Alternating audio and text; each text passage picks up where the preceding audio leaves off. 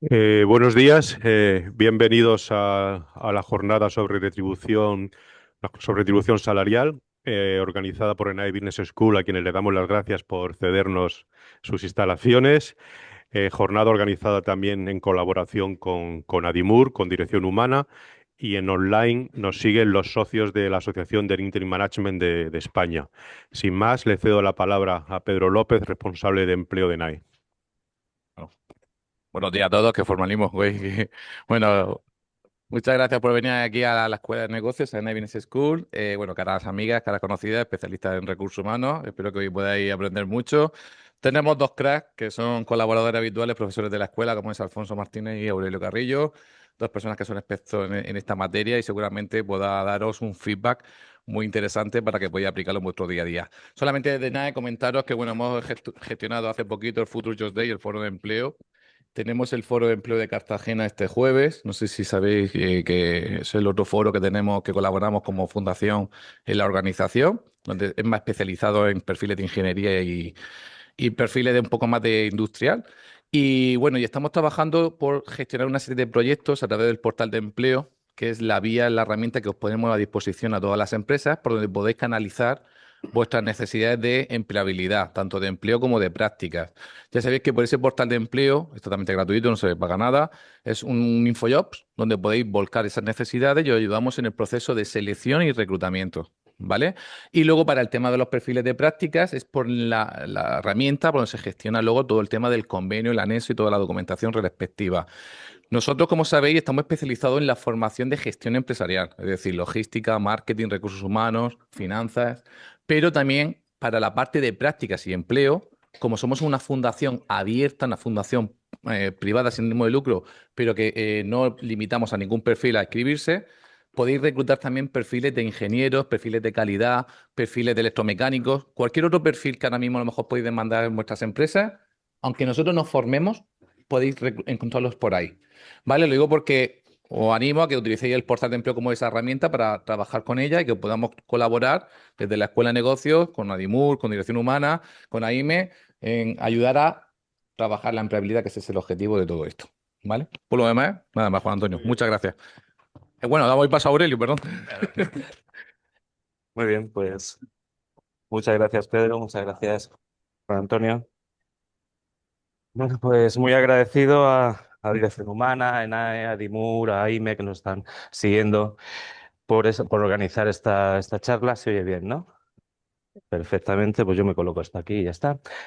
Y bueno, pues comentaros un poquito qué es lo que vamos a hacer esta mañana, en esta hora y media que tenemos.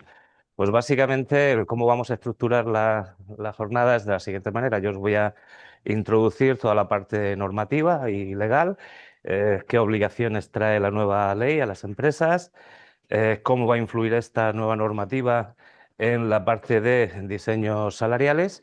Y posteriormente, Alfonso, pues trabajará más la parte analítica de datos, de cómo trabajar esos datos, cómo mostrar esos datos, cómo hacerlo a través de inteligencia artificial y, por supuesto, pues reforzará todos los aspectos de cómo impacta en el diseño salarial que yo también os iré introduciendo, ¿vale? Esto es cómo lo vamos a hacer. Y bueno, la verdad es que esto de la normativa de transparencia salarial está teniendo bastante expectativas.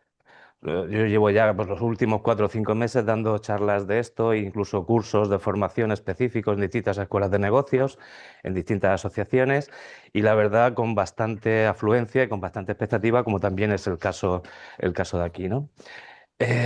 Habréis oído decir aquello de que los salarios dejarán de ser el secreto mejor guardado en las empresas. Habréis oído también de que la nueva normativa va a cambiar totalmente el cómo diseñamos y estructuramos los sistemas salariales dentro de las compañías y bueno, afirmaciones de este tipo que en realidad pues son ciertas, ¿vale? Y bueno, pues ¿por qué son ciertas? Pues mirar, lo intentaremos dejar claro a lo largo de esta charla. Hasta la fecha, ¿qué es lo que hemos hecho con la legislación española? Que por cierto, la legislación española, si habéis leído el último informe de Mercer de la semana pasada, decía que España es de los países mejor preparados para cumplir con la nueva normativa, ¿vale? Entonces, Hasta ahora, esta legislación que tenemos, pues lo que hemos hecho ha sido un poco, en la mayoría de los casos, no quiero decir en todos, salir un poco del paso, ¿no? Es decir, hemos hecho nuestras auditorías salariales por niveles, las hemos presentado, ¿vale? Pero bueno, hasta ahí. Un poquito hasta ahí. Teníamos unos márgenes muy amplios de un 25% y bueno, pues un par de planes de acción y a verlas venir, ¿no?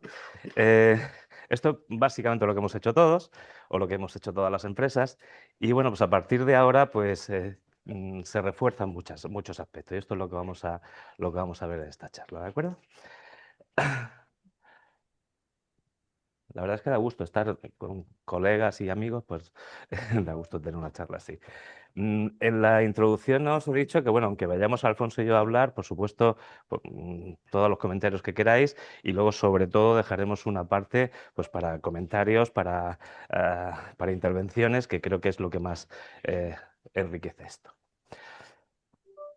Vale, pues ¿de qué vamos a hablar? Vamos a hablar de la Directiva de Igualdad y Transparencia Salarial, eh, la UE 2023/970, que como sabéis es una normativa europea y todos los Estados miembros de la Comunidad Económica Europea tienen un plazo para pasar a su legislación esta normativa. El plazo se cumple el 6 de junio. Hasta la fecha no hay nada desarrollado por el gobierno español, aunque, insisto, tenemos bastante ya, como veremos. A mí me gusta contar esto un poquito como un plan, es decir, yo además lo visiono así, es decir, el legislador se plantea, eh, quiero tener un objetivo. ¿Cuál es el objetivo? Conseguir la igualdad.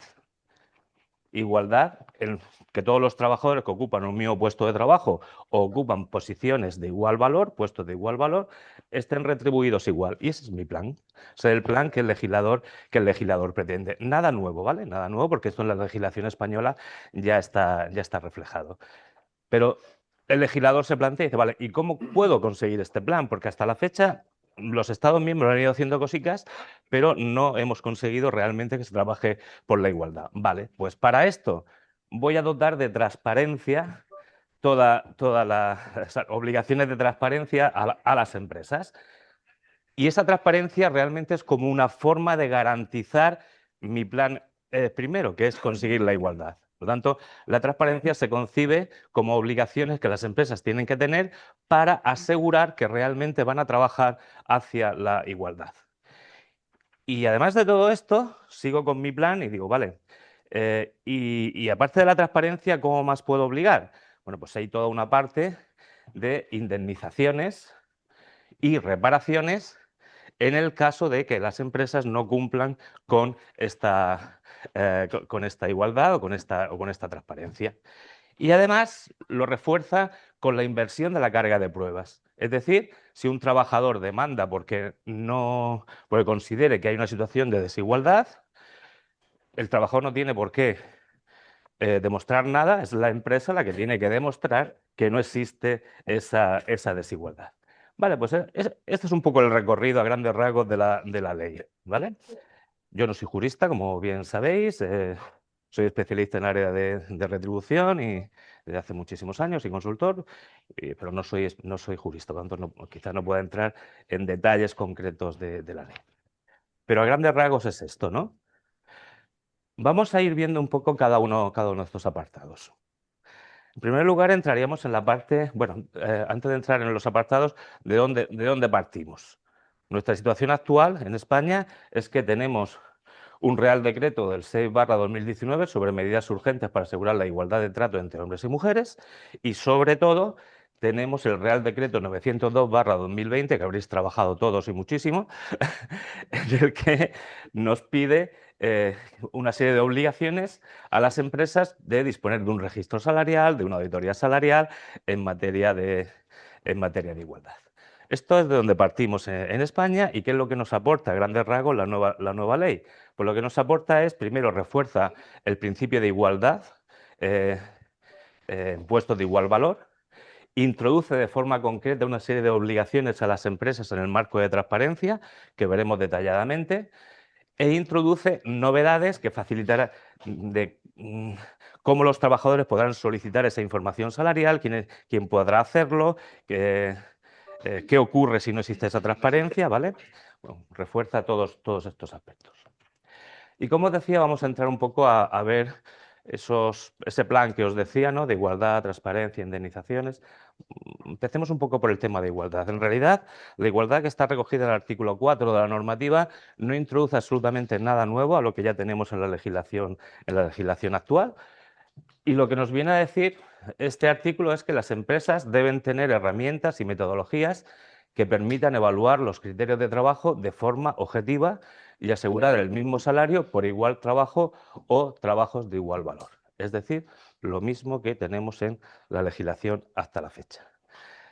Esa parafrasada, traducida al castellano de recursos humanos, lo que viene a decirnos es que tenemos que disponer en las empresas de valoraciones de puestos de trabajo que me permitan valorar un puesto o puestos de igual valor. ¿Mm? Por lo tanto, no hago esto a partir de ahora no voy a trabajar los análisis por categorías profesionales, como hemos hecho algunas empresas, sino lo vamos a hacer por valoraciones de puestos de trabajo. Además, la ley también recoge, el domingo fue el Día Internacional de la Igualdad Salarial y bueno, pues si tiráis en la historia de la igualdad salarial, pues encontraréis que en el año 50 y poco la Organización Internacional de los Trabajadores ya introdujo este concepto. Y además, cuando introdujo la igualdad salarial, lo hizo con valoración de puestos y a partir de ahí, del año 50 y pico, toda la legislación que ha habido a partir de ahí ha recogido y se ha basado en esta normativa bueno, en esta carta, era la Carta 100 de la Organización Internacional del Trabajo. Y esta Carta 100 lo que nos decía, la valoración de puestos, ustedes deben de hacerla sobre grandes bloques. Un bloque de conocimientos y habilidades, léase formación necesaria para desempeñar el puesto, experiencia necesaria para desempeñar el puesto, idiomas, etcétera, etcétera. Esto lo conocéis perfectamente. Un segundo bloque relacionado con responsabilidad que el puesto tiene, responsabilidad económica, responsabilidad sobre personas, etcétera, etcétera. Esfuerzo físico o mental y condiciones del puesto de trabajo. Lo mismo que, digamos, tienen las valoraciones de puestos que publicó el Ministerio o que la de Mercer, la de Hey, la mía, cualquiera que podáis usar, todas recogen estos aspectos. La metodología tiene que ser acordada con los representantes de los trabajadores y tiene que ser pública, nada nuevo. Y estas metodologías deben dar como resultado una clasificación profesional en bandas salariales que igualmente deben de ser públicas. Esto ya es la parte de transparencia, que hasta ahora no nos veía tan detallada, pues a partir de ahora, si mi banda 1, que recoge las posiciones de auxiliar administrativo, operario de no sé qué y tal, me agrupa estas posiciones de igual valor, pues sus salarios tendrán que estar entre, me invento, 18.000 a 21.500 euros. ¿Vale? Esto es lo que dice la ley. Y además es lógico. Entonces, la diferencia aquí empieza a ser que hasta ahora yo he echado una foto de lo que tenía, he calculado las métricas de porcentajes de medias y medianas y lo he presentado. Ahora, vale, voy a tener que presentar esto, pero me están diciendo, usted tiene que tener ordenadas sus estructuras salariales. ¿Mm? Por lo tanto, la normativa resalta la obligación de las empresas de tener y ser transparentes en las herramientas usadas y en los resultados obtenidos por categorías profesionales, niveles salariales y además el desarrollo salarial que la persona va a tener dentro de una banda. En esa banda de 18 a 21, si yo le subo el sueldo a alguien, pues tendrá que ser a partir de una serie de datos objetivos, porque por antigüedad, por evaluación del desempeño, por que hace más tareas de las que estaba haciendo antes, pero tengo que tener un criterio. Entonces, ¿qué es lo que nos está pidiendo la ley en todo el tiempo? Tengan ustedes procedimientos y criterios y sean objetivos. ¿Mm? Esto me lleva a una pequeña reflexión sobre las valoraciones de puestos. O sea, yo no entiendo. ¿Este es el tuyo? Pues tómatelo, macho, bueno, lo voy a tomar yo. Yo creo que no, porque yo he empezado ese y este no. Y sí, pero he empezado hace un momento. Entonces es empezar mío. Ah. Ponle el nombre, macho. Bueno, perdón. Alfonso y yo que nos conocemos veintitantos años, entonces tenemos. Decía que yo no concibo un sistema salarial a partir de ahora, ni antes tampoco, pero menos a partir de ahora, si no está soportado en una valoración de puestos de trabajo, de una agrupación de niveles que me dé un nivel salarial. Y esto, yo el nivel salarial después lo puedo buscar con referencia de mercado y utilizar estadísticas de mercado para establecer esos 18 y 21. Puedo hacerlo por equidad interna, puedo hacerlo por como queráis, pero la elaboración de puestos me ha servido para decir estos puestos son del grupo 1 y los tengo juntos y la banda salarial será X. Y luego ya haré las analíticas de mi dispersión salarial, de media, mediana, etcétera, para ver si cumplo o no cumplo con los porcentajes que me pide la normativa. No sé si me estoy explicando. Así es que, ojo, es decir, dicho de otra forma, señores, yo no concibo un sistema salarial que no sea reflejo de mi estructura organizativa de la empresa. El diseño salarial y el organigrama de mi compañía deberían por lo menos parecerse bastante, ¿m? Porque si no voy a tener problemas. Y os recuerdo que la valoración de puestos no solamente sirve para establecer salarios, sino también para analizar organizaciones y para establecer diseños organizativos. Seguimos con esto. Segunda parte que nos pide transparencia salarial. Ya hemos visto la igualdad a través de valoración de puestos. Ahora vamos a hacer transparentes los sistemas. Transparentes los sistemas de cara a los candidatos futuros que tengamos en las empresas, en entrevistas de selección que hagamos, nuevas incorporaciones, y transparencia salarial de cara a los trabajadores que ya tenemos dentro de la organización.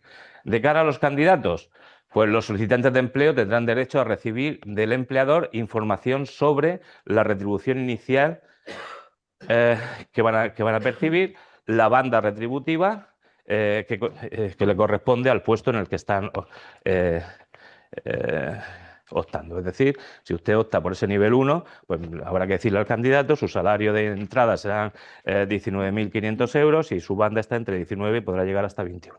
Hasta ahí. Ningún empleador podrá hacer a los solicitantes preguntas sobre su historial retributivo en sus relaciones laborales actuales o pasadas. Esto la ley lo explica para dar mayor transparencia en la negociación. Yo personalmente no lo entiendo, pero yo digo lo que dice la ley.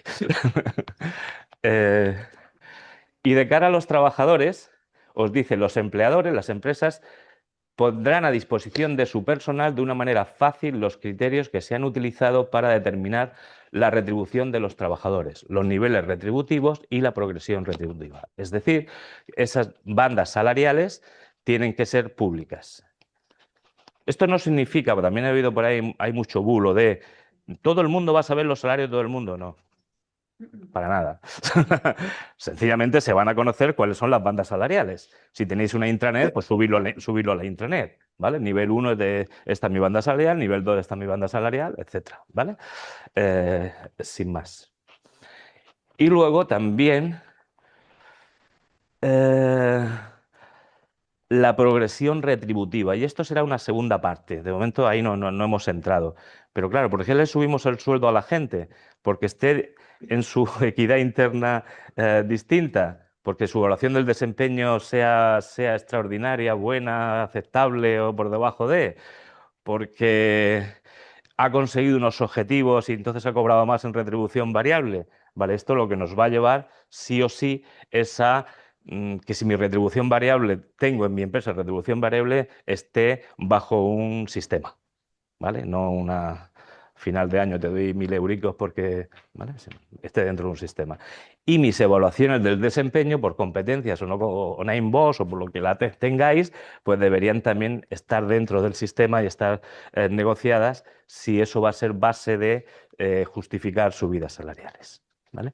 Eso vendrá después, pero de momento la ley ya está pidiendo, introduciendo todos estos aspectos.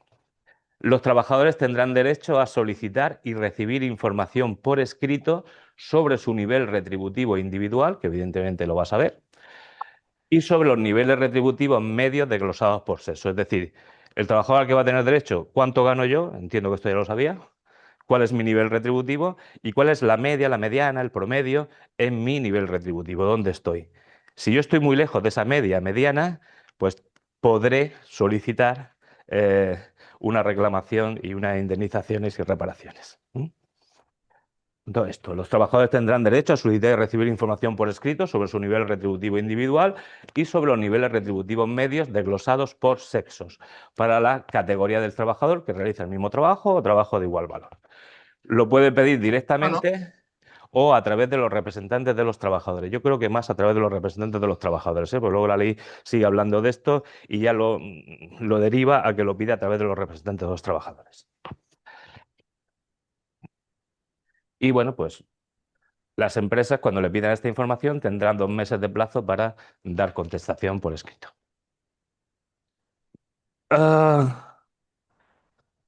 ¿Qué información en materia de igualdad salarial nos pide la nueva ley? Muy bien, ¿no? ¿Hola? Eh, ¿Qué nos pide? Que presentemos la media, mediana, promedio de los salarios de nuestros trabajadores desglosados por nivel salarial, nivel 1, pues esta es mi media, mi mediana, etcétera, y clasificados por salario base, complementos salariales y complementos extrasalariales. Esto tal cual lo hemos hecho ya en las auditorías salariales. Hasta aquí nada nuevo en esa información. ¿Qué más hay que sí es nuevo? Proporción de hombres y mujeres por concepto salarial. La ley dice esto del concepto salarial. Yo sinceramente no sé si vamos a tener que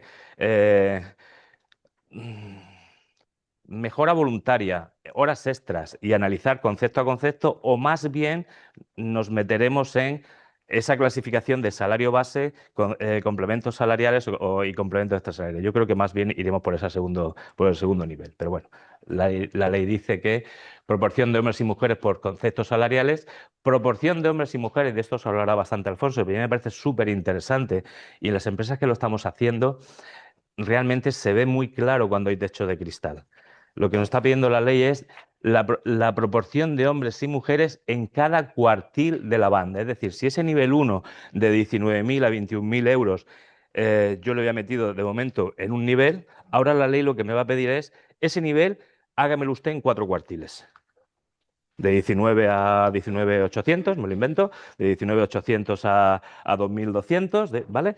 Y dígame cuántos hombres y mujeres hay en cada uno de los cuartiles. Es muy curioso cuando nos damos cuenta que si bien no había tema de sesgo salarial por género en un mismo nivel, sobre todo cuando le metemos un 25%, entonces ya para nada.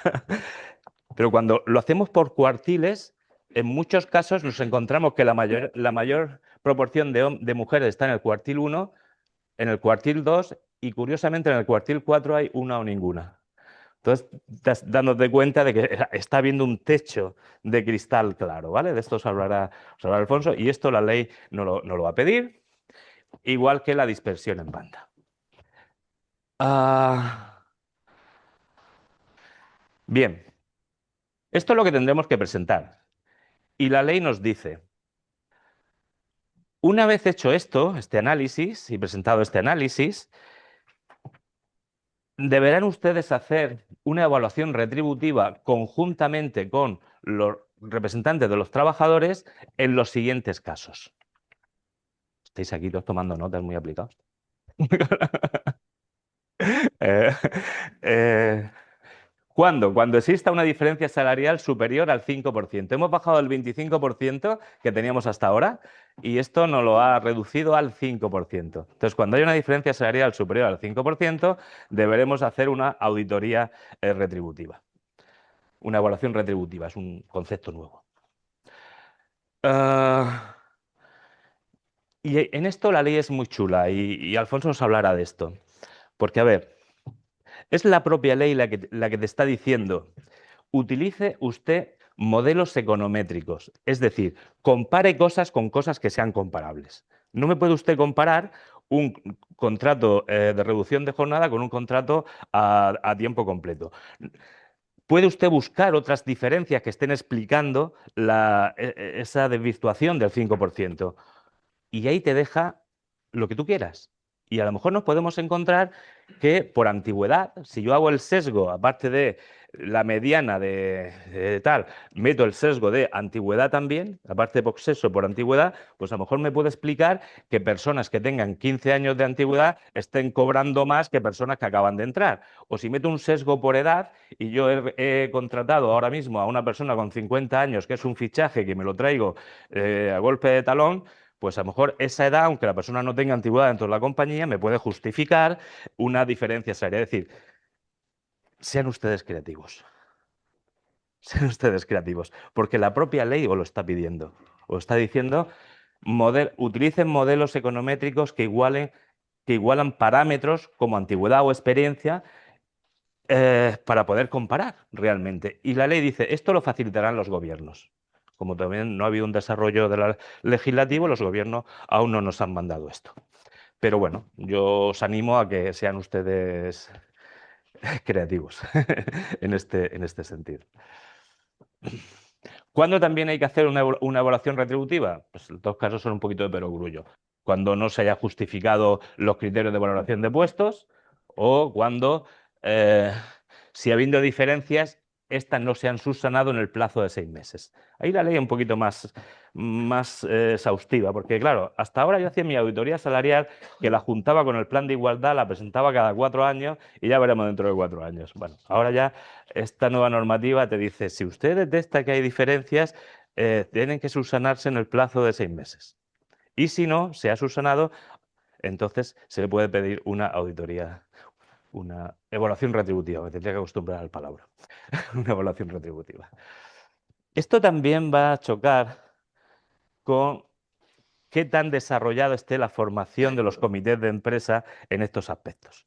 Porque hasta la fecha también nos hemos encontrado, y yo que estoy estudiando esto en varias comunidades autónomas, me encuentro que hay comunidades autónomas donde los comités de empresa están siendo muy duros ya en este aspecto, y curiosamente me está empezando a aparecer una nueva línea de negocio que hasta la fecha no tenía, que era, Aurelio, ¿nos puedes ayudar en la negociación con el comité de empresa?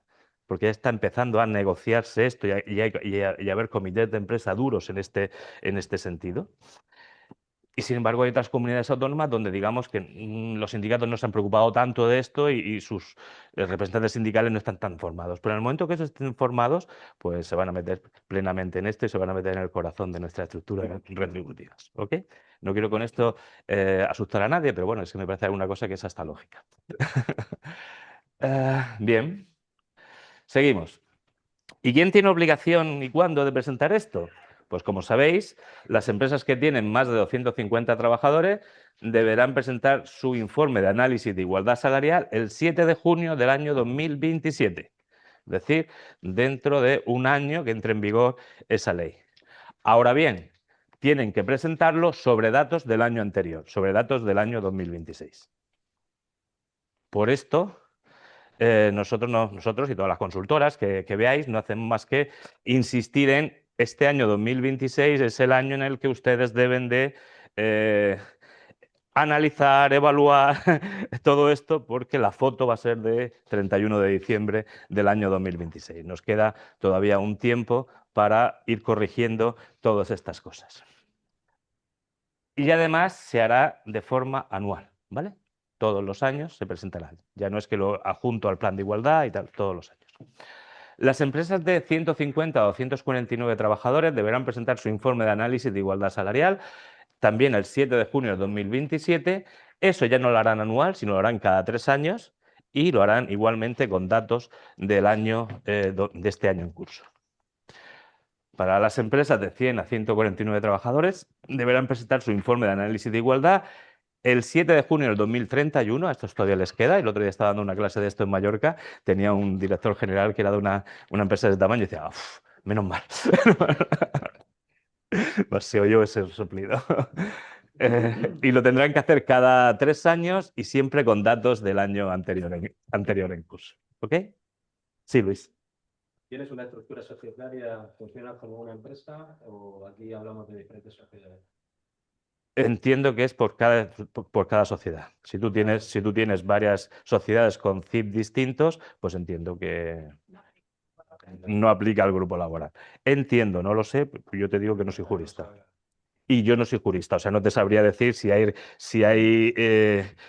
jurisprudencia previa, concreta de esto que te obligue. En principio, el sentido común me dice que todo es por CIF de empresa. Es lo que el sentido común me dice, pero yo le preguntaría a tu abogado. Yo soy muy sincero y muy transparente en estas cosas. Ok. Sanciones e indemnizaciones. La ley aquí no entra en concreto en qué sanción, aunque el otro día, por ejemplo, leía un artículo que aparecía en La Vanguardia, el periódico este catalán, y hablaba de 230.000 euros como caso más grave y tal. No sé dónde lo sacaron. La ley no establece cantidades. Lo que sí te dice es que todo trabajador que haya sufrido un perjuicio de sus derechos relacionado con el principio de igualdad retributiva, tendrá derecho a reclamar y obtener una indemnización o reparación por ese daño.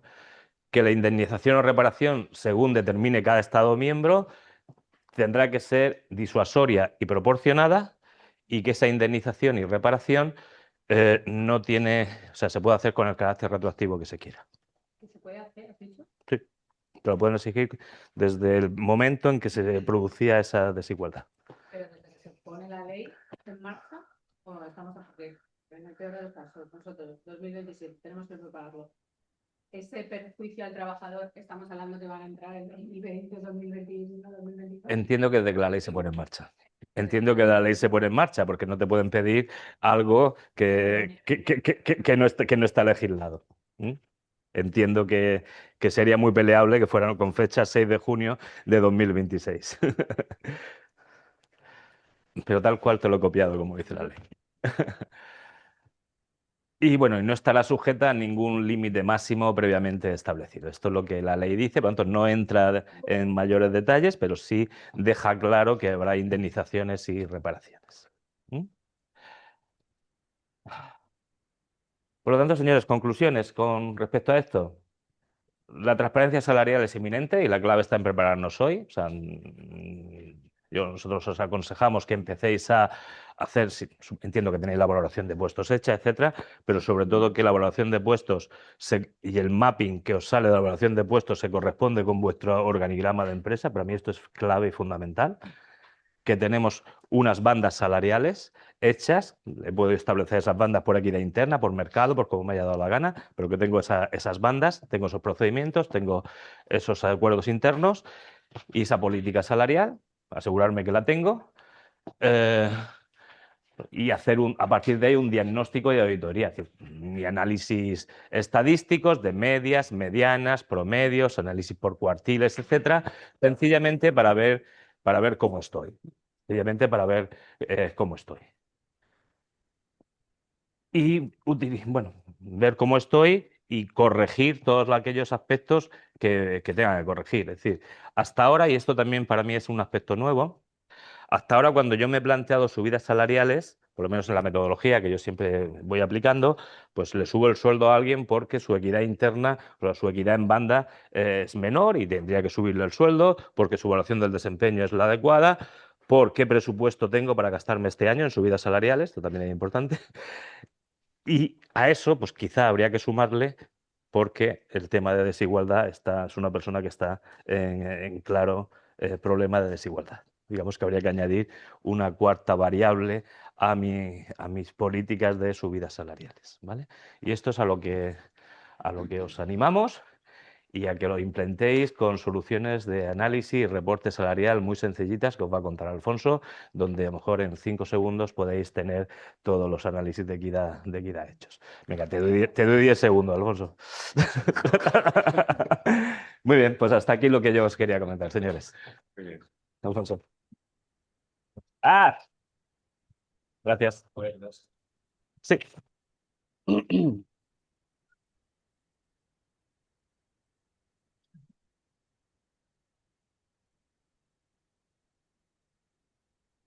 Bueno, buenos días. Vamos a hacer una comprobación de seguridad. ¿Alguien en line me escucha? No. Que alguien levante la mano, que diga comprobación. Ok, estamos. Buenos días. Efectivamente, es un placer ver a amigos y colegas y es un desafío esta charla, ¿de acuerdo? Yo vengo a contaros la parte práctica, la parte que está impactando de lleno en los departamentos de recursos humanos y, por ende, en los responsables de esos departamentos. Vengo a contaros un poco lo desafiante que es lo que tenemos por delante y vengo a contaros algunas claves que al menos a mí me está yendo bien, ¿de acuerdo? Lo que os voy a contar no significa, os voy a contaros digamos, un argumento de máximos. Si evidentemente tienes una empresa de 50 empleados en un único centro, el problema se reduce muchísimo. Pero cuando tienes empresas de muchos más empleados, centros de trabajo distribuidos por toda España, el problema entonces sí que tenemos un desafío. No problema, tenemos un desafío encima de la mesa que tenemos que gestionar. ¿De acuerdo? Vengo a daros unas claves, sobre todo porque nosotros es que estamos en esto ahora, ¿vale? Estamos trabajando esto ahora y vuelvo a decirlo por tercera vez. Está siendo muy desafiante, ¿de acuerdo? Esto que estáis viendo aquí son las fases tradicionales, ¿vale? Es, digamos, lo que en las empresas que tenemos políticas retributivas implantadas de una manera más o menos coherente, son las fases que hasta hoy estamos desarrollando o trabajando. Esto es una transparencia de máximos, ¿de acuerdo? ¿Qué es lo que tenemos ahí? Nosotros normalmente tenemos una recogida de información que en general solamente afecta a esos elementos que estáis viendo ahí, ¿vale? Es decir, una recogida de información muy sencilla, básicamente nombre, puesto, salario, género y dónde estás, un poco más, ¿de acuerdo? A partir de ahí se hace un diagnóstico, se hace la valoración de puestos, ahora comentaré un tema, hacemos análisis de equidad salarial, en el mejor de los casos benchmarking salarial, ¿de acuerdo? En el mejor del mejor de los casos tenemos un posicionamiento en Q, posicionamiento en banda y con todo ese diagnóstico, que insisto, esto es lo que deberíamos de tener todas las empresas hoy en día, ¿vale? A partir de ahí hay una decisión salarial, hay una toma de decisión salarial. Es decir, tomo la decisión de qué incremento salarial, qué le voy a subir a este empleado o a esta empleada, ¿de acuerdo? Como veis, hay una decisión salarial basada en unos criterios objetivos, ¿de acuerdo? Un diagnóstico, unos análisis estadísticos, normalmente de regresión lineal simple, sencillos, y así es como hacemos la toma de decisión, o insisto, así es como deberíamos de hacer la toma de decisión. A partir de ahí, ¿qué es lo que normalmente ocurre? Bueno, pues se hace la auditoría de género, vemos qué ha pasado y entonces pues intentamos corregir con planes de acción. Esto es lo que de manera transversal, de manera general tenemos hasta ahora. A mí me apetecería ir, pero ¿De acuerdo? Bien. ¿Qué día vamos? Esto que estáis viendo aquí es un análisis de regresión lineal simple, en donde se determina por este análisis estadístico cuál es tu posición de equidad salarial dentro de la compañía. Esto me imagino que yo creo que casi todos lo conocéis o incluso a lo mejor lo estáis aplicando. ¿De acuerdo? Esto que estáis viendo aquí es un posicionamiento de la empresa dentro de un benchmarking salarial, es decir, cuando llegamos a este punto, las empresas tenemos que decidir dónde queremos estar dentro del mercado. Quiero estar en una posición, un centil por encima de 50 y eso significa que hay menos empresas que la mía que están pagando mejor a esos empleados que yo quiero atraer a mi compañía, ese talento que yo quiero atraer. O estoy en una situación en la que yo estoy en un percentil 20, por tanto voy a tener un mayor número de empresas que van a pagar mejor que yo, por tanto voy a tener más problemas para atraer ese talento, incluso voy a tener problemas para mantener el que tengo. ¿De acuerdo? Estos son esos estudios salariales que os decía antes. Al final, en el mejor de los casos, trabajamos con una matriz de impacto, una matriz que estáis viendo ahí, que está fundamentada en todos esos elementos, un posicionamiento en Q, entonces en función de tu desempeño, en función de tu posición de equidad, en tu posición de benchmarking, en función del presupuesto que tiene la compañía, lo que decía Aurelio antes, al final determino con un algoritmo muy sencillo cuál es el porcentaje de incremento salarial. ¿De acuerdo? Esto es, digamos, la percepción científica de la retribución, ¿de acuerdo? Bien, y esto es en el mejor de los casos, porque vuelvo a insistir que hay muchas compañías que todavía no están desarrollando este tipo de herramientas, ¿de acuerdo? Bien, Al final, ¿qué ocurre? Bueno, pues al final de todo esto, pues tenemos aquí un clásico análisis de brecha de género, el registro retributivo, que todos ya tendríamos que tener aquí presentado, etcétera, etcétera. Bien. Y al final, pues llegamos a esto, ¿vale? Actualmente lo que tenemos es una brecha aceptada de un más menos 25, es una brecha muy amplia. Vosotros pensad, disculpad, pero es que estoy saliendo de un constipado y todavía me dura. Pensar que en los estudios, en los modelos retributivos, normalmente trabajamos con una amplitud de 80-120. Sin embargo, la actual ley de igualdad establece incluso una banda mucho más amplia, ¿no? Un más menos 25%. Muy bien. Pues hasta ahora esto es lo que hemos tenido en el mejor de los casos. ¿Ok? Y ahora tenemos transparencia salarial, tenemos ley europea, y ahora esto se nos convierte en esto. Lo que antes no era un problema, ahora sí lo es. ¿De acuerdo? Entre otras cosas porque ese margen del más menos 25%, como ya sabéis, se va a transformar en el más menos 5%. Y esto, colegas, esto es un desafío en toda regla. Es un desafío en toda regla que hay que gestionar, pero ya, a día de hoy. ¿De acuerdo? ¿Cómo podemos gestionar esto? Hay buenas noticias, ¿eh? No, hay buenas noticias, no os preocupéis, ¿eh? Estoy viendo caras ahí, que hay alguien que estaba a punto de clavarse el cuchillo. Ahora, tranquilos, ahí se pueden hacer muchas cosas, ¿de acuerdo? Lo que pasa es que tenemos que trabajar desde un punto de vista metodológico, yo creo que distinto, ¿vale? Yo creo que tenemos que empezar a aplicar metodologías distintas. Tenemos que empezar a darle importancia a cosas que hasta ahora no es que no se las diéramos, pero bueno, estaban ahí y vale, y hemos pasado por encima de puntillas, pero creo que ha llegado el momento en el que esto hay que empezar a tomárselo un poco más en serio, ¿no? Sobre todo por todo lo que ha comentado Aurelio, de todas las reivindicaciones, digamos, toda la base legal que los trabajadores y los comités de empresa tienen para este tema, ¿no? Muy bien, pues vamos a ver qué podemos hacer. Y este es el desafío. Hay dos elementos claves que tenemos que incorporar ya como responsables de recursos humanos, responsables de personas dentro de nuestras competencias, que son esos que hay ahí, ¿de acuerdo? Antes de eso, hay un elemento que a lo mejor no he puesto ahí, pero lo quiero resaltar porque Aurelio le ha dado mucha importancia, y es que es cierto. Es decir, hoy en día tenemos que tener un control absoluto de nuestra organización, ¿de acuerdo?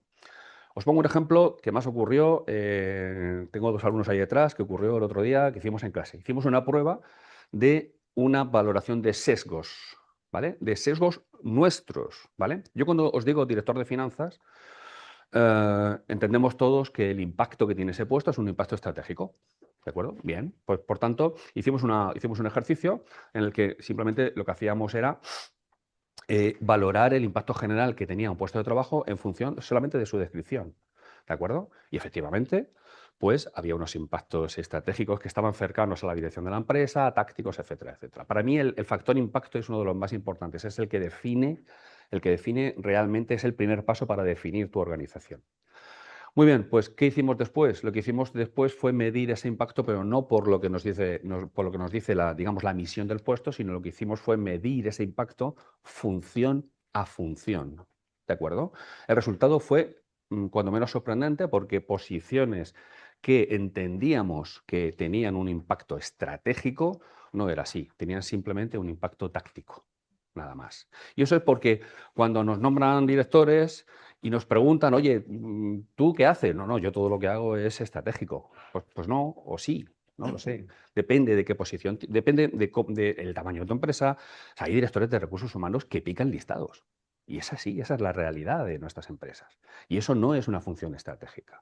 Por tanto, este control es absolutamente necesario que lo tengamos todos los responsables de recursos humanos. A esto hay que darle importancia relativa. Es decir, traduzco lo que dice Aurelio, la valoración de los puestos de trabajo es absolutamente esencial, ¿de acuerdo? Sobre todo porque si controlo este aspecto de la metodología, voy a poder controlar el plan de acción futuro. Lo vamos a ver ahora, ¿de acuerdo? Pero no solamente eso, sino que tenemos dos elementos más, ¿vale? Tenemos una alfabetización en unos conceptos que yo lo siento, pero tenemos que conocer, tenemos que saber, ¿vale? Y en este sentido, si yo preguntara, si yo ahora os diera un listado de 100 trabajadores, 60 hombres, 40 mujeres, todos con sus salarios brutos anuales, os lo doy así, y digo, calculadme la brecha de género. ¿Sabríamos hacerlo? Deberíamos de saber hacerlo. Pero la realidad, chicos, chicas, la realidad que nos dice es que no es así. Es decir, el análisis básico econométrico que necesitamos, que es simplemente calcular una brecha de género, hoy todavía, a día de hoy, después de muchos años de ley de igualdad, suscita dudas en los que tenemos que gestionar ese indicador, ese KPI. ¿De acuerdo? Este indicador es tan sencillo como lo que tenéis ahí. Yo me cogería la retribución promedio mediana de los hombres, le restaría promedio mediana de las mujeres y lo dividiría, y aquí es donde donde suele estar la distorsión, le dividiría por la retribución media promedio de los hombres. ¿De acuerdo? Y así es como calculamos una brecha salarial. Pero es que esto lleva vigente, pues ¿cuántos años lleva la ley de igualdad? Lleva vigentes ya, pues no sé, 4 años, 5, 6, 10, no lo sé. Por tanto, esta es la primera valoración personal que todos tenemos que hacernos y tenemos que ser realistas con nosotros mismos, tenemos que evolucionar. De verdad, yo con la edad que tengo ya y con toda la experiencia, yo pensaba que digo, a mí me quedan 8 años o 9 años de vida profesional, decía, guau, maravilloso, yo me lo sé todo ya y de pronto nos llega esto, nos llega la inteligencia artificial y nos tenemos que reinventar. Es que es verdad, es cierto. ¿Vale? Bien. Claro, cuando hablamos de que específicamente la ley de transparencia salarial, que todavía no se ha traspuesto, nos habla de cuartiles, cuando nos habla de techo de cristal, ¿pero eso qué es? ¿Vale? Bueno, aquí os dejo una representación gráfica sencilla de lo que es un techo de cristal. Lo que estamos viendo ahí es una distribución por cuartiles. Esto es sencillo, no tiene mucha historia. C1 tenemos el 25% de los salarios más bajos para la dimensión que estemos trabajando. Puesto de trabajo, grupo profesional, nivel salarial de que viene de la evaluación de puestos, lo que sea. C4 son los más caros. C2 y C3, pues es cuartiles, 25%, ¿vale? De esa banda salarial. Lo que estáis viendo ahí es que lo que está en rojo son las mujeres, lo que está en azul son los hombres. ¿Podríamos decir que en esa dimensión hay techo de cristal? Si os fijáis, ¿quién es el grupo de género que tiene acumulación de salarios más bajos? Las mujeres. Conforme el salario va ascendiendo, nos vamos yendo hacia las posiciones C2, C3, C4, el número de mujeres se va descendiendo. Y esto es un análisis absolutamente básico que también necesitamos conocer. ¿Vale? Necesitamos conocer, y es importante, yo hablo de dimensión, es importante saber dónde calculamos estos elementos, estos indicadores. ¿Lo calculamos en el puesto de trabajo? ¿Lo calculamos en un grupo profesional? ¿Lo calculamos en el nivel 1 de valoración de puestos o el nivel 2, o una CL 1, nivel 2, nivel 3? Eso también es un elemento importante que hay que determinar, porque eso va a determinar la validez del análisis, ¿de acuerdo? Y esto no se queda aquí, esto va más adelante. Aquí tenemos estadísticas, econometría básica, que en función, insisto, vuelvo a decir otra vez, si es una empresa de 50 empleados y hay un único centro de trabajo, posiblemente esto no lo vamos a necesitar. Pero más allá de esto, sí. ¿Vale? Tenemos que saber, tenemos que al menos entender lo que es un rango, lo que es una desviación estándar, el rango intercuartílico, la regla de Tukey, que es para determinar quiénes están fuera de rango y por tanto los voy a eliminar para sacarlos del sistema, para que los datos no me los contamine. ¿De acuerdo? Comentado del techo de cristal que si lo hacemos comparando por puestos o por los Sí. grupos que no tienen la valoración de puestos, ¿hay algo que sea más afectado? ¿Tengo que hacer la que más me compensa? Tienes que probar. Tienes que probar. Claro. A ver, es que hasta ahora en una valoración de puestos, en donde lo normal, cuando tú haces una valoración de puestos, lo normal es que tú con entre 8 y 12 niveles salariales, ahí están contenidos todos los puestos que en teoría aportan lo mismo, en términos de aportación, ¿vale? Normalmente tú puedes explicar una compañía. Aurelio es el experto realmente, no sé si estoy diciendo algo, ¿vale? Pero normalmente entre 8 y 12 niveles hay empresas como por ejemplo OTM en Alicante, que tiene que para explicar su organización necesita 14 niveles. Es una organización muy compleja, ¿de acuerdo? Pero normalmente, ahora, ¿qué hago por puesto? No lo sé. Posiblemente cuando tú te encuentres con las brechas salariales vas a tener que decir, oye, bien, ¿a dónde tengo brechas salariales? En el nivel 3, vale, pues tengo que hacer, a lo mejor ese nivel 3 lo puedo convertir en 2 niveles, porque mi conocimiento de la organización y del puesto es tal que ese sesgo del que yo hablaba antes lo puedo eliminar y puedo darme cuenta que en el puesto de operario de fábrica pues tengo 3 niveles. Esto me pasó a mí cuando trabajé en Intersa, en la constructora, en la que yo llego allí y me doy cuenta que hay una banda salarial en los jefes de obra de más del 100%. Claro, y tú te dices así, pero ¿cómo es posible que alguien gane más del doble? Y eso era así por una razón. Primero, porque se llamaba igual a gente que no hacía lo mismo, absolutamente clave. Segundo, porque el incremento salarial se negociaba solamente por la dirección, es decir, el que decidía el incremento era la dirección general y eran todos los, digamos, los jefes de obra, ¿cómo le diría? Los jefes de zona, los que en función de la mayor o menor capacidad que tenían de negociación salarial con el director general de su ascendencia, conseguían incrementos mayores o incrementos menores, fijaros.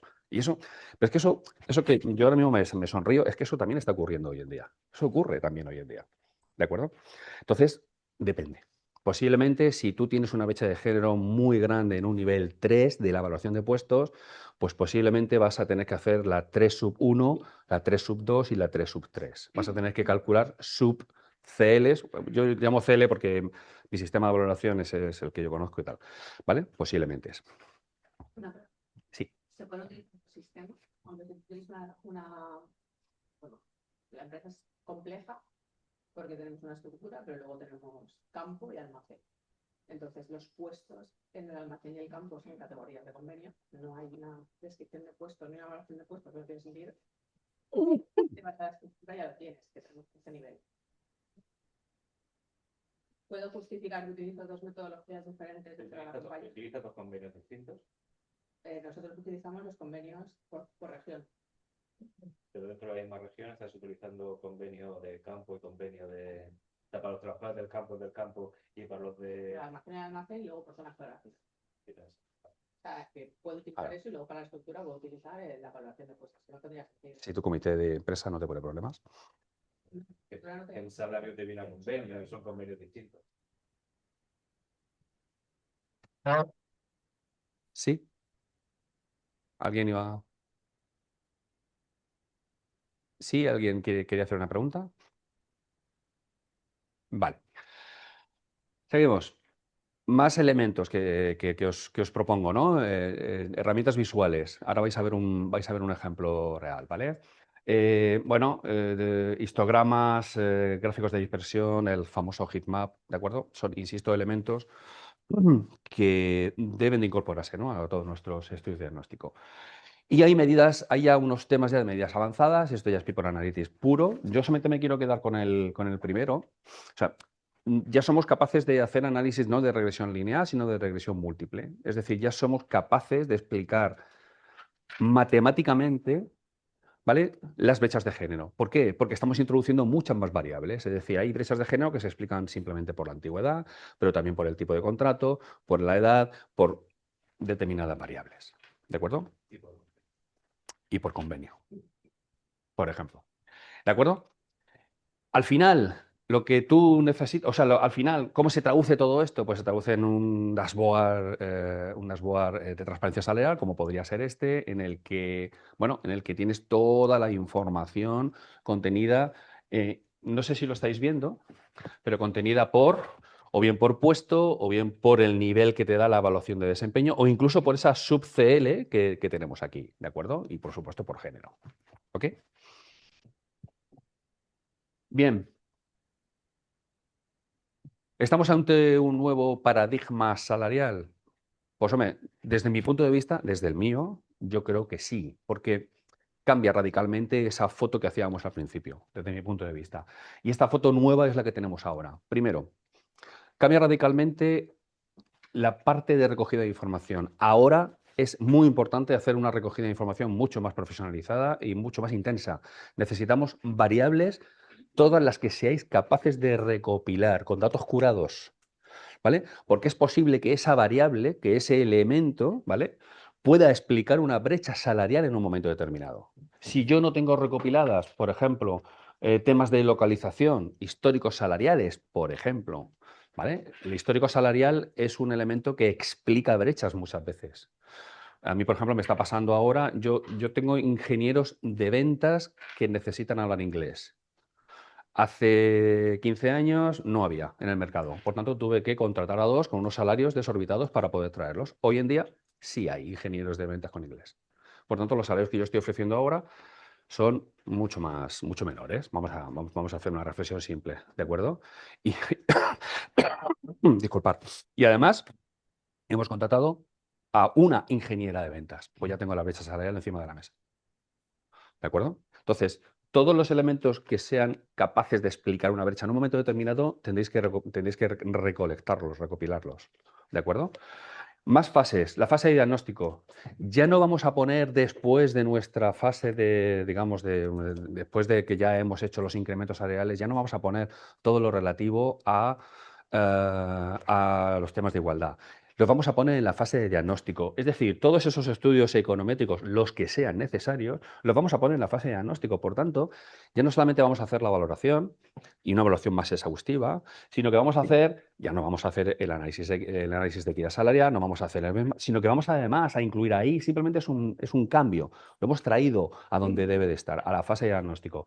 Vamos a analizar los cuartiles, el IQR, el promedio, la mediana, todos los análisis estadísticos necesarios que sean necesarios para poder determinar. Y entonces, y solo entonces, es cuando, y es mi consejo, es mi visión, ¿vale? Es cuando tenemos que hacer la toma de decisión salarial. Es en ese momento en el que la toma de decisión salarial debe de realizarse. ¿Por qué? Porque hay un elemento importante que se introduce y es que hasta ahora teníamos, digamos, corto y medio plazo, ¿vale? Para poder solucionar un problema salarial que yo tenía para algún empleado, pero es que, claro, estamos hablando de más o menos 5%. Vamos a necesitar largo plazo para poder solucionar algunas brechas que no van a tener explicación. Para mí, largo plazo son 3 años, para mí. ¿Vale? Entonces, esos planes de acción van a tener que hacerse, en algunos casos, van a tener que hacerse como mínimo, pues eso, que mínimo que 3 años, ¿no? Entonces, este para mí es el nuevo paradigma de la determinación de la política salarial. Hay cosas que se introducen, hay cosas que cambian de sitio, pero al final, fijaros, si en definitiva lo que estáis viendo hoy es sentido común, no es nada más. ¿De acuerdo? Es prepararnos ante lo que viene, ¿no? Con estas claves que estamos hablando. Y bueno, ¿puede llevarnos la inteligencia artificial a esto? ¿Qué creéis? La de pago, ¿eh? No me vengáis con la gratuita, ¿eh? Pues sí, sí nos puedo ayudar. Mirad, nosotros estamos consiguiendo unos análisis estadísticos avanzados con la inteligencia artificial. Estamos generando GPTs. ¿Sabéis más o menos lo que es? Todo el mundo, ¿no? Ya es de las 3 dimensiones que tiene la inteligencia artificial, pues la tercera, ¿no? Tenemos los chats como tal, tenemos es que tienen tantos nombres dependiendo de la inteligencia artificial, los proyectos, ¿vale? Y luego tienen los GPTs, que son para esas tareas recurrentes que se repiten siempre, pues tú le das el botón y te lo hace, ¿no? Estamos consiguiendo GPTs en donde tú le estás dando ese dashboard que has visto antes. Además, como utilizas las funciones de visión que tiene, ese dashboard que hemos visto antes, tú simplemente coges y se lo metes y la inteligencia artificial te hace un análisis econométrico por completo y completo tanto del puesto, de la dimensión que tú elijas. Si me puedo conectar, si queréis, os lo enseño. Si queréis, ¿vale? Vamos a intentarlo por lo menos. Y os enseño un ejemplo de informe.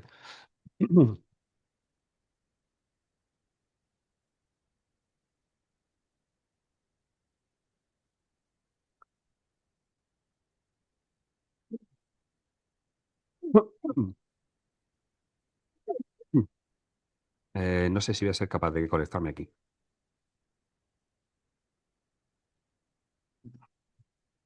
Bueno, vais a ver cosas de mi mujer, ¿eh? No digo porque que es profesora y hace exámenes y corrige exámenes.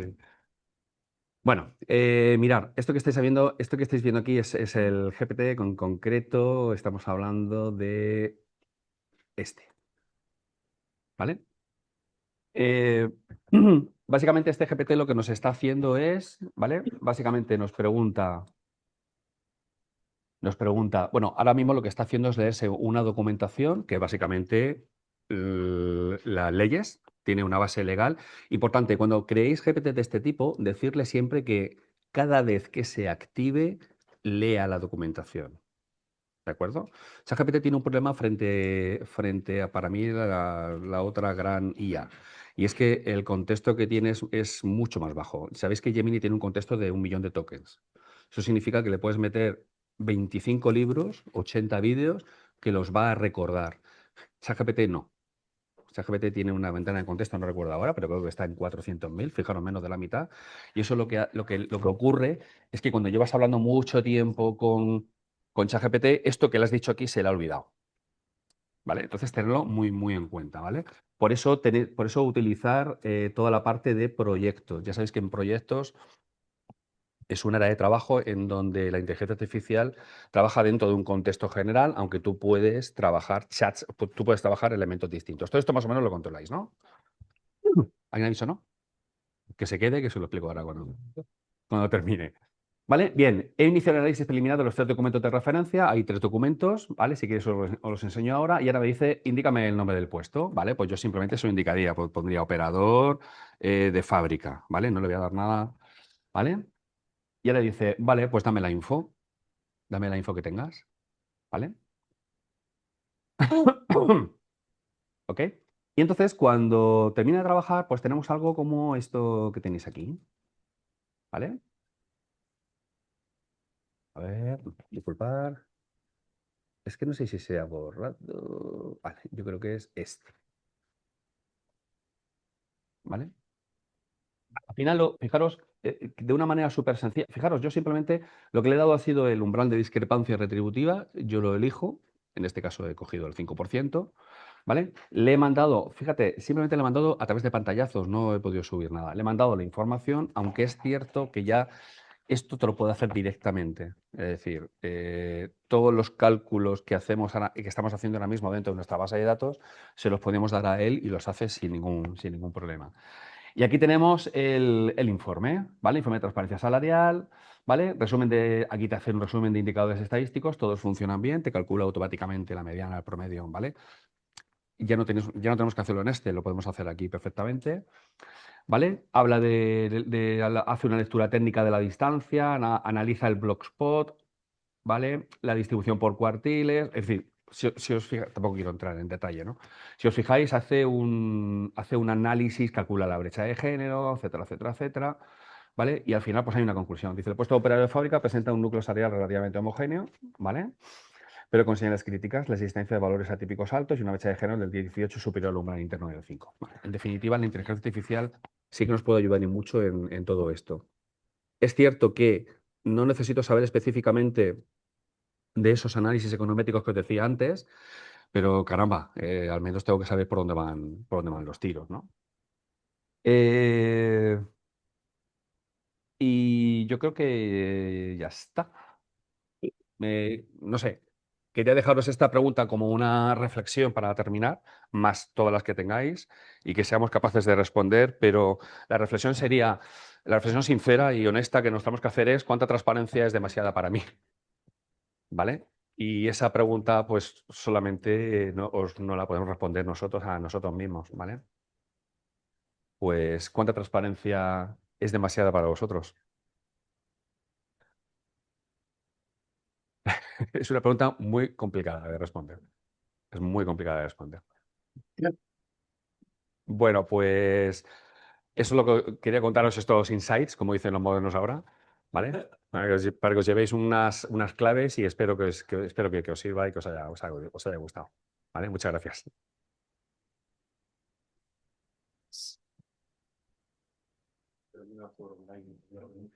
Sí, entramos en ronda de preguntas. Online, por favor, si tenéis alguna pregunta, o aquí en sala.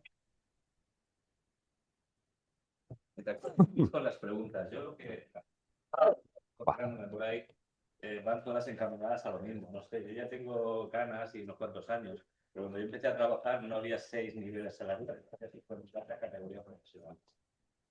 Donde ese nivel 1 que os decía, de 19.000 a 21, se correspondía. Sí, perdón. Decía que ese nivel uno pues se correspondía de 19 a 22.000 euros, se correspondía con auxiliar administrativo de primera uno, auxiliar administrativo de primera 2 y auxiliar administrativo de primera 3. Es decir, no estoy diciendo volvamos a los principios de los 90 y vayamos a categorías profesionales, pero si queremos mantener el concepto de niveles salariales, que para mí es muy interesante, sí que podemos subdividirlos, es lo que Alfonso estaba comentando, subniveles, ¿no?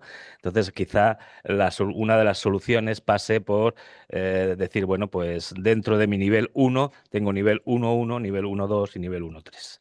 Esto me va a segmentar y me hará que quizá pues, pueda estar dentro de ese 5%, ¿no? Es un poco por daros alguna idea de qué está haciendo, qué se están planteando por ahí de hacer, ¿no? Y a mí me parece hasta lógico el ir así. Mantengo el concepto de nivel salarial, pero lo subdivido en aquellos subniveles que expliquen mi organización. Al final, esto sencillamente es explicar mi organización. No es más que eso.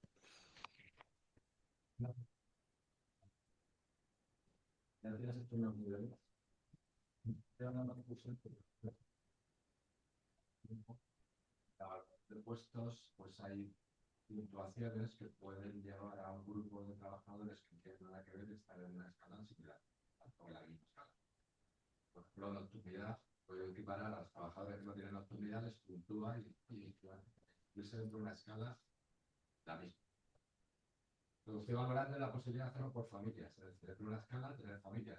Personas D+D son doctores universitarios que no tienen nada que ver con operarios de producción, pero los operarios de producción tienen 3 turnos que llevan un plus salarial. Y además está valorando trabajar con las noches. Lo cual hacer por escalas y luego por familias. Más de administrativos, producción.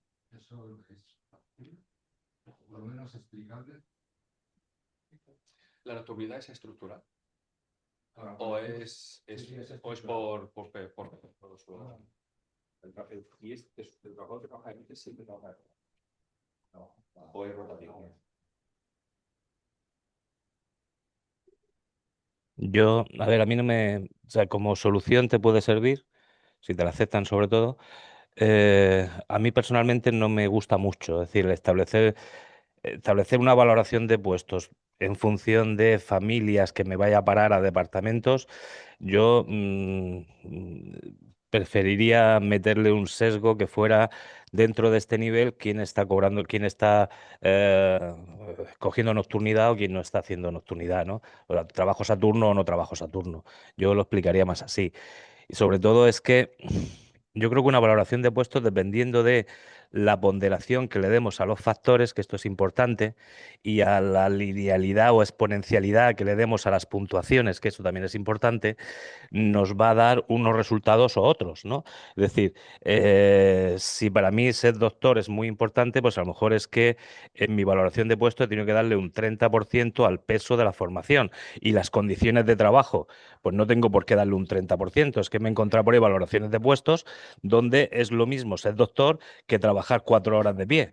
Entonces, mire usted, que eso no puede ser.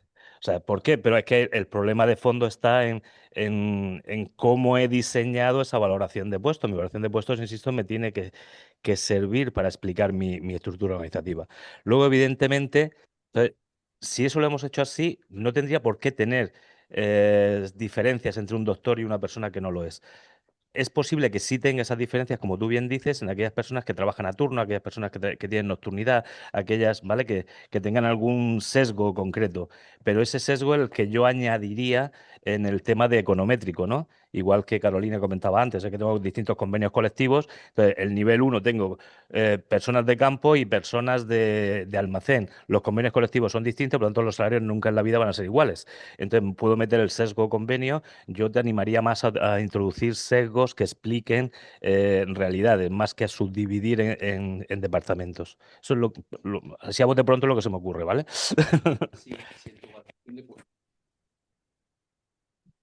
Si en tu valoración de puestos has incluido en el factor esfuerzo, penosidad, no sé cómo lo llamarás, el concepto de la nocturnidad, tienes que tener en cuenta ese salario también. O sea, tienes que tenerlo en cuenta.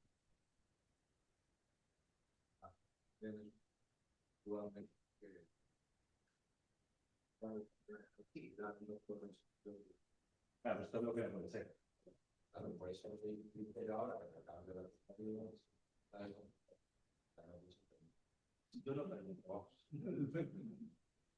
Yo creo que, solamente un matiz, yo me iría a las primeras fases de la, es decir, yo me haría un replanteamiento primero de los factores, primero, si son los adecuados o son mejorables. Y segundo, me haría un planteamiento totalmente distinto de los pesos, lo que ha dicho Aurelio. Y con eso, evidentemente, dependiendo del tipo de empresa, si una empresa productiva no es lo mismo que una empresa de servicios, que una empresa tecnológica, no es lo mismo. El peso de los factores no puede ser el mismo en ese tipo de empresas. Entonces yo iría por ahí. Me viene a la cabeza. Hay un cliente que tiene dificultad en encontrar determinados perfiles, que normalmente suelen darse con ese tipo de perfiles, doctorados, no sé qué tal, ¿no? Entonces, dentro de los factores, se puede introducir un factor que es la dificultad de encontrarlo en el mercado, la posición. O sea, crear factores en este sentido, darle la ponderación que uno considera. Sí, sí. Sí, sí, también perfecto. Sí, sí, sí, sí. Sí, sí, dentro de valoración de puestos, dificultad de encontrar la posición. Tienes que negociar los factores con la comida. Claro, tendría que ser el grano de-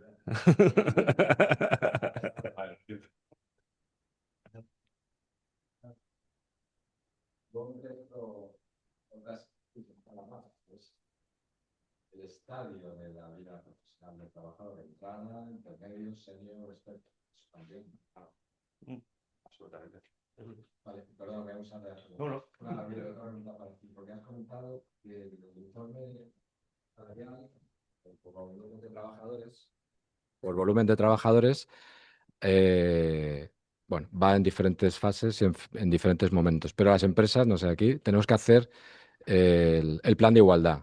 Dentro del plan de igualdad que hay que renovar, probablemente tendremos que ya introducir, aunque seamos empresas con menos de 250 trabajadores, tengamos que introducir ya estos criterios de brecha y de igualdad salarial. Hasta el momento, como está, es como tú estás diciendo, es decir, hago mi auditoría salarial y la introduzco dentro de mi plan de igualdad y el plan de igualdad tiene una vigencia de 4 años, por lo tanto esto lo hago cada 4 años. ¿Cómo va a quedar, si lo tengo que meter o no dentro del plan de igualdad? Yo creo que estos van a ser cosas que van a ir por separado, ¿vale? Aunque estemos hablando de género, al final, pues la tengo que hacer cada año, pues será un tema dentro del plan de igualdad que tendré que tenerle un seguimiento especial. Pero eso, hasta que no tengamos la nueva ley, es hablar por hablar. Caduca en junio. Pues yo de tinta adelantado, Aurelio, en tu reflexión anterior has dicho que si te lo aprueban. Si te lo aprueba, ¿quién? ¿Quién te lo aprueba? ¿El comité? ¿La inspección? ¿Quién lo aprueba?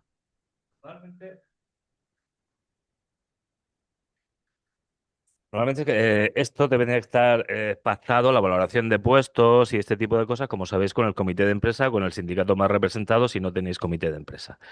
¿Quién te lo tiene que aprobar? Ellos. Yo no me he encontrado solamente en un caso un comité de empresa. Yo no utilizo la valoración de puestos del ministerio tal cual, aunque como bien sabéis, todas las valoraciones de puestos en un 80-90% son iguales, ¿vale? Pero utilicéis la de GEI, utilicéis la de Mercer, utilicéis la del ministerio, utilicéis la que queréis. Lo único que os va a cambiar es qué ponderación o qué cantidad de conceptos de estos así de penosidad, trabajar de pie. O sea, el ministerio ha metido un mogollón de factores que van destinados a subir el salario a las posiciones más bajas, ¿vale? Esto es más claro que tal. Entonces, ya depende qué ponderación tú estés dando y hasta qué punto cojas todos esos factores o no los cojas. Yo recuerdo que esos factores hace 10 años ya ni aparecían en las valoraciones de puestos, ¿vale? Recuerdo cuando Mercer en su IP ponía el tema de condiciones de trabajo, lo hacía refiriéndose a zonas del mundo donde haya de alto nivel de terrorismo, guerras o cosas así, no a estar de pie 4 horas. Pero bueno, nos han vuelto a meter esto. Y eso efectivamente hay que negociarlo, Luis. ¿Quién no tiene que darte el visto bueno? Pues el comité de empresas, que si no, no se puede presentar. Sí.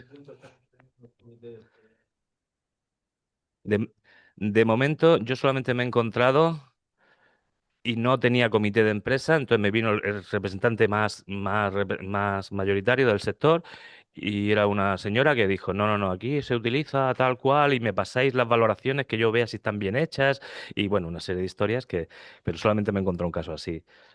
Y por lo que sé, son pocos casos, pero también es cierto que cada vez los comités de empresa están formándose más y cada vez se pedirá más. Entonces hay que negociarlo. O sea, tenéis que negociarlo. Lo que pasa es que, a ver, yo cuando hago mi valoración de puestos, digo, me sale, o sea, yo puedo decir mi valoración de puestos está bien porque la he utilizado en distintos sectores, en distintas empresas y me funciona. O sea, no vamos a improvisar una valoración de puestos, aquí negociar en porcentaje y que lo salga bien. Vamos a ver, es que esto se están inventando cosas que sinceramente van en contra del sentido común. Cuando HAPE o cualquier consultor a nivel internacional mete un modelo de valoración de puestos, está súper estudiado y súper validado y lo utilizan 5 o 6 años. Después introducen a lo mejor una modificación sobre eso. Aquí vamos a hacer valoraciones de puestos como churros negociando con el comité de empresa, creo que es un error, ¿eh?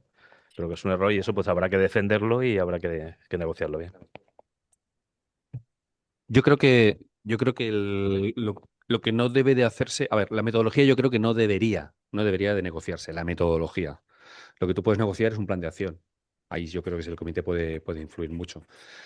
Porque si tú negocias la metodología, al final conviertes tu evaluación de puestos en una evaluación de puestos política. Y eso no va a reflejar la realidad porque va a reflejar la particularidad de algunos puestos, de algunos trabajadores. Y esa es la línea roja que yo creo que no debería de cruzarse.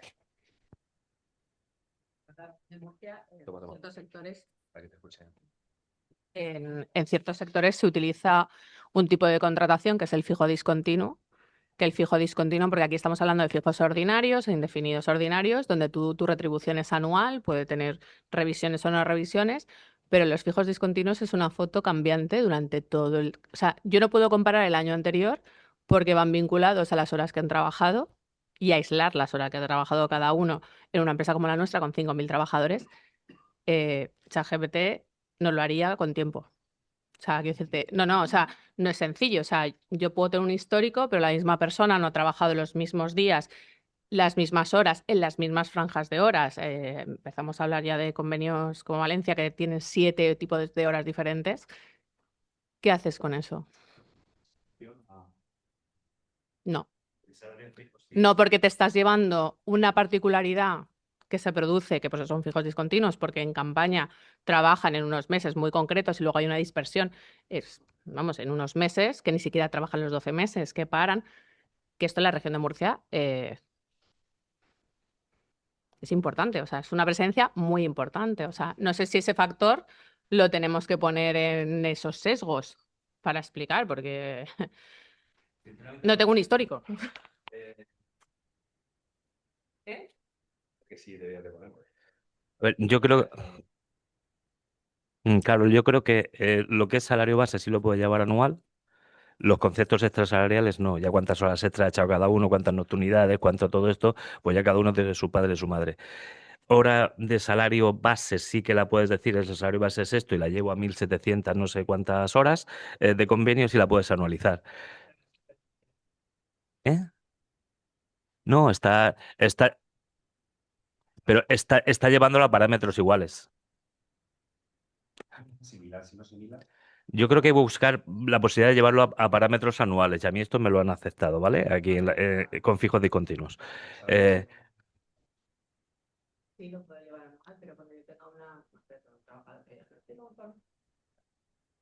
histórico es qué orden de llamamiento tienes, tú a lo mejor has empezado 2 meses después que el anterior. O sea, entramos en una particularidad que si yo tuviera 50 empleados puedo explicar, pero con 5 condiciones. Por tener demandas de reclamaciones claras, o sea, quiero decirte, porque a ver, es una puerta a esa.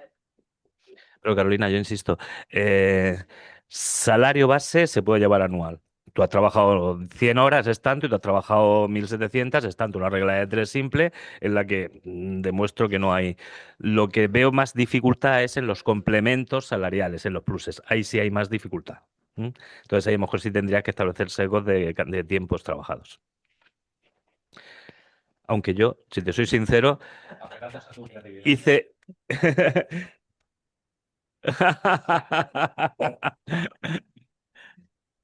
Yo hice solamente una de fijos discontinuos así de sector, de tu sector, y lo analicé todo. Me lo analicé todo. ¿Mm?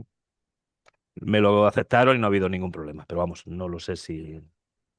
No aceptó el comité y no ha habido absolutamente ningún problema. Y además había una base legal importante de Murcia que estaban respaldando un buen despacho de abogados que respaldaba ese criterio. Al final es tener criterio. Utilizas un criterio y bueno, que luego la inspección te diga que no. Pero ten criterio. Yo es que creo que lo importante es tener un criterio y defenderlo, ¿no? Y después ya, pues, todo puede pasar.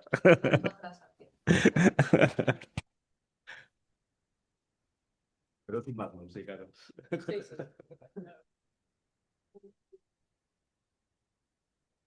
Perdona. Creo que lo he explicado antes, pero no termino de aclararme. Si en una valoración de puestos de un grupo determinado que tengo, tengo personas que cobran unos pluses y que los van a diferenciar bastante.